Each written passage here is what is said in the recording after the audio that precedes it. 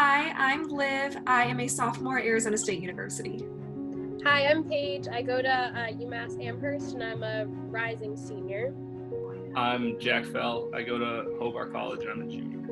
My program's a little different than a lot of other programs. It gave us a list of 20 countries and we could pick any three in any order for 6 weeks each. My original plan was 6 weeks in Argentina, 6 weeks in Spain, and 6 weeks in Italy. Studied abroad in Australia, so I was on the Gold Coast. Our school has a scholarship that you need to be accepted for in order to go abroad in Germany. I chose to explore soccer and the culture surrounding soccer. It was about 3 weeks into my Spain experience that things started to get a little crazy.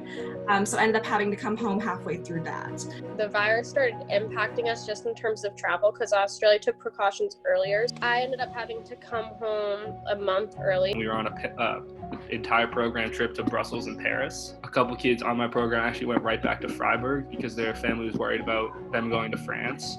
And then the whole program started to realize, we're probably not going to be here for much longer. Everything changed so fast. It was the night that Trump announced that people from Europe would not be allowed back in the US for 30 days. And suddenly it was like an Amber Alert went off because all of our phones start ringing texts from home, saying, you guys have to get home now. Trump just said no people from Europe can come back. A bunch of my friends bought flights from their phones, just trying to get out. Plane tickets went crazy. People were buying flights for $5,000. It was insane. It was illegal for you to leave your house except to go to the grocery store, hospital, or pharmacy. And so at that point, I'm like, okay, I should probably buy a flight home. But I remember being at the dining hall and on the screen was 3 large airlines, international airlines that were just closed down.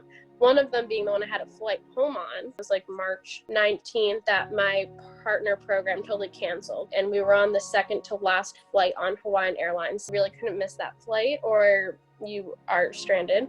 A lot of the Germans, they weren't really very worried about the situation. Kind of assuaged my worries a little bit. And so I kind of got back into the normal routine of life. And then when Trump gave the speech, it was kind of a really abrupt ending. So I ended up flying the day after. It was kind of crazy. When I got back to Wisconsin, I had an assigned CDC lady who called me on my cell phone every day and got my temperatures for 14 days in a row. I had to finish all my classes online. So the time difference is 14 hours from here to Australia. Our classes would be 12 to 2 a.m. It was actually probably the craziest 24 hours of my life because I had to book a flight, kind of say my goodbyes to the city and all my friends. One of my closest friends there was from Australia, so it was really sad having to leave her just because we don't know when we'll ever see each other again. I went studying abroad not knowing anybody else. I just went with myself. It was so crazy how quickly you get so close with people when you're just in such a foreign environment together.